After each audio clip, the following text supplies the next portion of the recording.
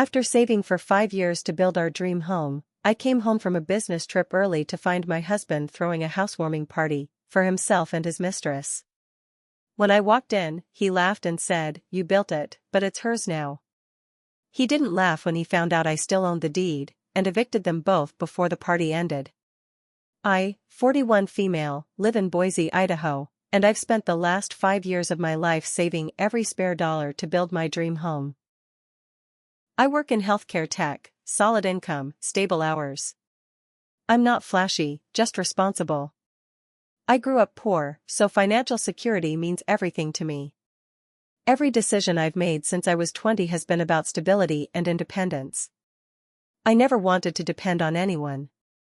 Then I met Mark, now 44 male. He was a contractor, ran his own small business. He wasn't flashy either. He had this quiet confidence about him, said he liked to build things, liked seeing a project come to life.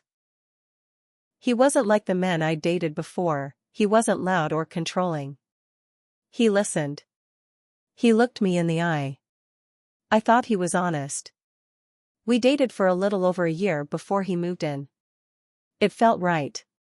We split bills, had a simple wedding at the courthouse. We weren't big on showy stuff.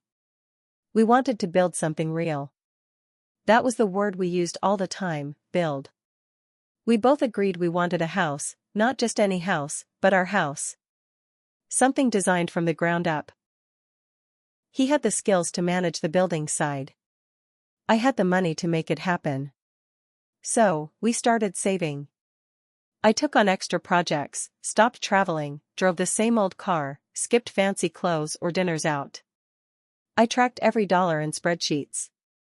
He helped where he could, but let's be honest, I made more, and I put more in. Way more. By the time we bought the land, I had saved over $220,000. The land alone was $70,000. The rest went into materials, labor, permits, inspections, and all the little costs people don't think about. I was exhausted, but excited. The house was everything I dreamed of. Wraparound porch, big kitchen with a farmhouse sink, real hardwood floors, skylights in the upstairs hallway. I cried when it was finished. I stood in the living room with the smell of new paint in the air and just let myself feel it. I did this. I built this. Mark didn't seem as emotional. He just said, "Yeah, it came out nice. Whatever." He wasn't a sentimental guy. I figured maybe it just hadn't sunk in yet. Things got weird not long after. He started coming home late. Said work was getting hectic. He blamed delays on supply chain issues or problem clients. He stopped helping with the move. I thought maybe he was burned out. Building a house is stressful, even for pros. I gave him space.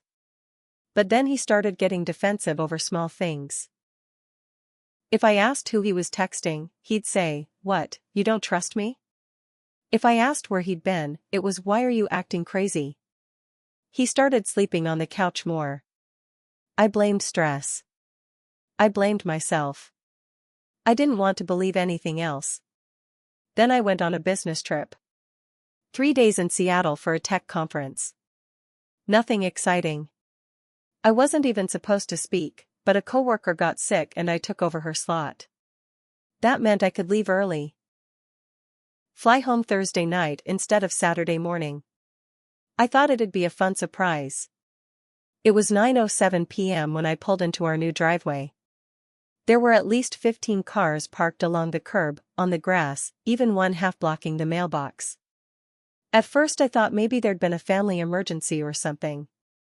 But then I heard music. Loud music. Coming from inside my house. I got out slowly, still thinking there had to be an explanation. Maybe his friends were helping him unpack and it turned into a little party. Maybe someone dropped by and brought drinks. I wasn't ready for what I saw when I opened that front door. There were people everywhere. Music playing. Drinks spilling. Someone had a Bluetooth speaker going. People I had never seen before were lounging on my brand new furniture, laughing, stomping on my new rugs, leaning against the walls. I was frozen. Then I saw him, Mark. Standing near the fireplace, a beer in his hand, smiling. Next to him was a woman. She looked like she stepped out of a catalog, blonde, wearing tight jeans and an off-shoulder sweater. My sweater. No joke. I had been looking for it for weeks. I walked in and just stood there. I must have looked like a ghost. He turned, saw me, and actually smirked. Then he said it. Loud. Clear. Right in front of everyone. You built it, babe, but it's hers now. Some people laughed like it was a joke. He was dead serious. I didn't scream. I didn't cry. I just stared at him. And then I turned around and walked out. I got in my car, drove away shaking, and parked behind a Walgreens. I stayed there for 20 minutes trying to slow my heart down. Then I opened Dropbox on my phone. Pulled up the deed. You know whose name was on it? Mine. Only mine. Mark wasn't on it. Not on the loan, not on the land, not on the house. We had talked about adding him later, but it never happened. Because I was the one paying. I was the one who wanted the legal protection. And in that moment, it hit me. He didn't just cheat. He thought he'd stolen my house. He thought I would come home, find him playing house with his side chick, and just walk away. Like I was some side character in his story. The next morning, I called my lawyer. I didn't tell Mark I knew. I didn't tell him anything. I just filed eviction notices, civil documentation, proof of ownership. I had receipts, bank statements, construction contracts, everything. Then I waited. Mark and his mistress, I later learned her name was Shay, moved in like they owned the place. Didn't even try to hide it. I stayed in a hotel for a few days. My lawyer said to let it play out, let them get comfortable. And then, we served them. The eviction notice was served on a Saturday morning. Perfect timing. Mark had planned another party that day. I heard about it through a mutual friend who didn't even know we'd split. He said, "Hey, are you and Mark doing another housewarming thing?" I got the invite. I said, "Yeah. I'll be there." That morning, I pulled up early and parked across the street. I wore jeans and a hoodie. Nothing flashy. Just calm. Around 10:30, 2 sheriff's deputies pulled up, one in uniform and one in plain clothes. I handed them the final set of documents and gave them the go. They walked up the front steps while Mark and Shay were setting up folding tables on the porch. I watched from the sidewalk as the deputies handed Mark the papers. He read them, then laughed, like it was a joke. Eviction? She can't evict me. This is my house. That's when the officer pointed at the line on the document with the deed number and ownership details. Said I had full legal title. Mark was listed as an unauthorized occupant. He turned red.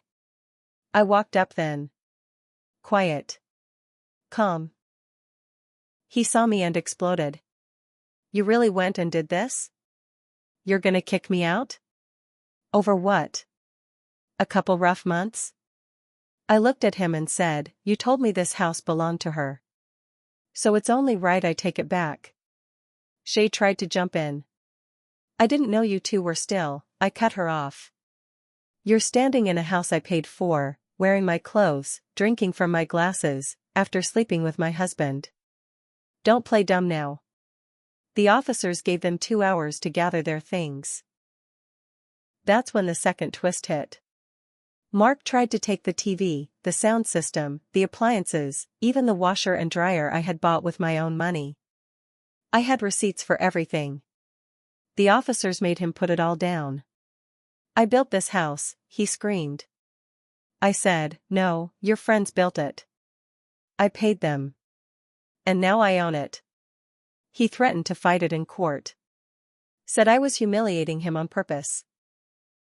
I said, "You humiliated yourself the night you invited a bunch of strangers into my house to show off what you thought you stole." He was still yelling as he packed his truck. But it wasn't over. 3 days later, I got a call from the bank. Mark had tried to open a line of credit against the house a week before I got back from my trip. He forged my signature. That's when I filed charges for fraud. He panicked and tried to say it was a misunderstanding. Said he thought we were joint owners and that I'd left him out of spite. He claimed I tricked him into building the house under false pretenses. His lawyer sent a letter asking for a settlement. I didn't respond. Instead, I pushed forward with the fraud report, and I started digging through everything else. What I found next made my stomach turn. So after Mark tried to take out that fake line of credit, and I reported him for fraud, I started looking deeper. I pulled every document I had from the last 2 years, emails, text messages, bank transfers, construction invoices. I went through them line by line. And that's when I found the second betrayal. One of the subcontractors Mark had hired, Ben, was listed on 3 separate invoices. But I didn't remember meeting him. The name sounded familiar, so I checked my emails. Nothing from Ben. Then I searched Mark's messages from the construction project folder I'd backed up last year. Still nothing. I called the number listed on one of the invoices. A woman picked up. Sounded confused. Said Ben was her brother, but he'd been working in Texas for the last year and hadn't been in Idaho at all. He didn't work on my house. That's when I realized Mark had faked the invoices. He made up labor charges and paid Ben, who wasn't even in the state. Then he funneled that money somewhere else. I tracked the payment. It went into a business checking account. Not our business. Not the construction business. A different LLC I'd never heard of. Registered under Shay's name. He'd been stealing from me for months. Laundering money through fake subcontractors. Paying his girlfriend through a dummy company using funds from my savings account, because I'd been the one transferring money to pay all those laborers. And it gets worse. Remember how I said he handled most of the building side? Well, I pulled permits from the city and reviewed them with my lawyer. He hadn't just hired his friends. He'd cut corners. Used cheaper materials than what we paid for. Some parts of the house weren't even up to code. We were lucky we didn't have a gas leak or roof collapse. I confronted him through my attorney. He tried to deny it at first. Then he changed tactics and said it was all standard business practice. He called me bitter. Called me cold. "You're burning it all down over a little mistake," he said in a recorded phone call we had for mediation. I said, "You lit the match." But it didn't stop there. One night, around midnight, I heard tires on my gravel driveway. Headlights pointed right at the house. I stayed out of sight and watched through the window. It was Mark. He didn't get out. Just sat there in his truck, staring at the house. For over an hour. The next morning, I found a deep scratch along the driver's side of my car. A fresh one. I reported it. Police said without proof they couldn't do much. That's when I installed cameras. Everywhere. I wasn't taking chances. He showed up 2 more times. Once just to sit there. Once to leave a note in the mailbox. The note said, "You'll regret this." I turned that in too. Then, just when I thought things had started to calm down, I got a message on Facebook. From Shay. She said she was sorry for everything and that she had no idea how deep Mark's lies went. She said she'd found out he was cheating on her, too, with some waitress he'd met at a bar downtown. She said she moved out and cut ties. I didn't respond. I blocked her. But part of me didn't believe it. I figured she was trying to save herself now that the floor was collapsing beneath her. Then I found out Mark had been fired from his contracting job. Word got around about the fake invoices, the fraud charges. His crew dropped him. clients canceled contracts. And then, he tried to file for bankruptcy. I thought that would be the end of it. But no. Mark filed a lawsuit against me. He claimed sweat equity, that since he had physically worked on the house, he was entitled to partial ownership, even though the land, financing, and permits were all in my name. He wanted half of the home's current value. After everything he did. After stealing from me, cheating, lying, vandalizing my property, trying to scam banks, forging my name, he wanted half. My lawyer called it the most delusional move he'd seen in a decade. We went to court. And that's when everything finally started to unravel in public. The lawsuit hearing was scheduled for a Tuesday morning. I'd barely slept the night before. Mark had filed a civil claim against me for sweat equity, saying he deserved half the house since he helped build it. His entire case was based on the idea that his manual labor somehow outweighed the money, planning, and ownership I had put in. I was nervous, sure. But I was also ready. The courtroom wasn't packed, but there were people, some friends, a few former co-workers of his, and even someone from the local paper. Word had spread in the contractor community. Apparently, Mark's meltdown was no secret anymore. He showed up in a wrinkled shirt, looking like hell. Shay wasn't with him. My lawyer brought a mountain of paperwork. We had bank records showing I'd funded over 90% of the construction. The deed, clearly in my name only. Building permits and inspection reports filed solely under me. Recorded phone calls from our mediation where he admitted cutting corners. Emails from Shay, yes, we unblocked her just long enough to subpoena the messages, proving they conspired to fake invoices. Testimony from subcontractors saying Mark took materials off-site for personal use. The judge listened to both sides. Mark tried to spin it. Said he poured his soul into the house. Said I tricked him into thinking we were equal partners. He even got choked up. Said he gave me his best years. Then my lawyer handed the judge the note he left in my mailbox, "You'll regret this." And the bank's fraud report from when he tried to forge my name. And photos of the scratch on my car. And finally, the fake invoice trail that tied money directly into Shay's business account. The judge's face changed. You could feel the shift in the room. When he gave the ruling, it was like flipping a switch. This court finds no legal basis for the plaintiff's claims. Furthermore, the court finds evidence of malicious intent, financial fraud, and harassment. Mark didn't just lose. He was ordered to pay me legal fees, damages, restitution for the fraudulent transactions. Thousands of dollars. His face when he heard that number? Blank. Like he couldn't process it. Then came the twist I didn't see coming. Shay's name popped up again. This time in a separate court filing. Turns out she did break ties with Mark. And she'd flipped on him. She filed her own suit, claiming he had scammed her, too. Told her the house was in both their names, used her LLC without her real consent, and got her involved in wire fraud. She gave up everything to avoid charges. He tried to claim she set him up. Nobody bought it. The judge in her case handed down a ruling that opened up criminal investigation into the fake invoices, forgery, and financial abuse. Mark was charged with fraud, attempted forgery, and misrepresentation. He's now on probation, banned from operating as a licensed contractor for the next 5 years, and facing ongoing lawsuits from 2 former clients who heard about what he did to me. His business? Gone. His reputation? Ruined. His credit? Wrecked. And me? I kept the house. I had the floors redone, again, because I couldn't stand thinking about all those people walking through it like it was theirs. I sold the sofa set, too. Bought one I actually liked this time. One that didn't have his taste all over it.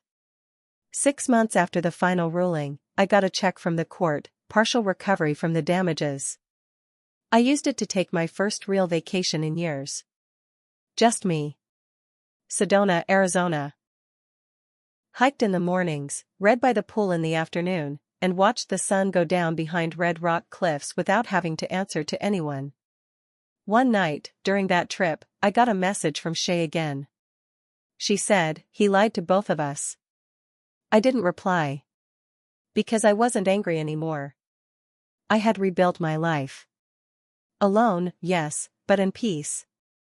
The kind of peace you only get when you walk through hell and come out the other side without dragging the fire behind you. Mark thought he stole my house. He didn't. He just gave me the chance to kick him out of my life, for good.